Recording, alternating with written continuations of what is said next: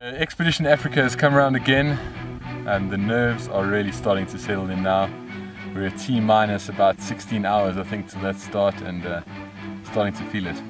Well, we're just about to hand in our bike boxes and transition boxes and paddle bags and all the rest, and then it's just final mental preparation until 6:30 a.m. tomorrow morning. Oh, the nerves are flying high. This year is going to be epic.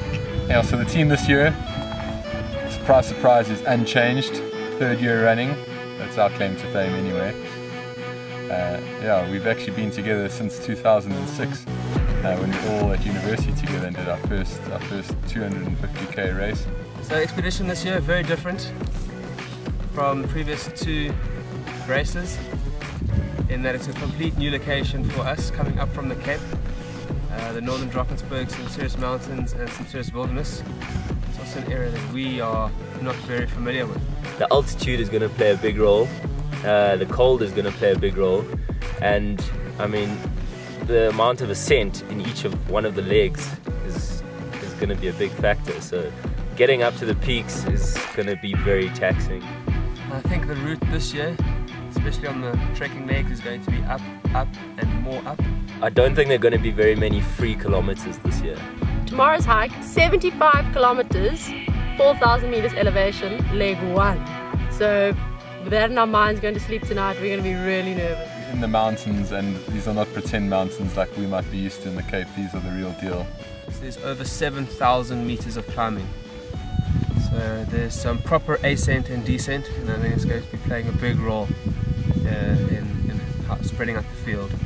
It's always an interesting time just before the race, because everyone's in a frantic mood to get everything packed and make sure they have everything ready.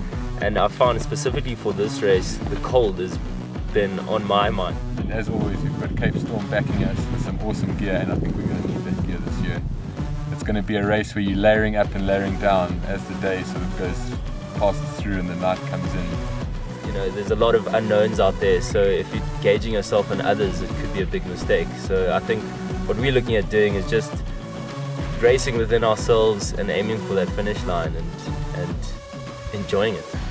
I mean, look where we are, and you know, it's quite a privilege, and I really hope that we enjoy every minute. I mean, there's going to be ups and downs, but I'm excited to explore this new area. It should be sweet.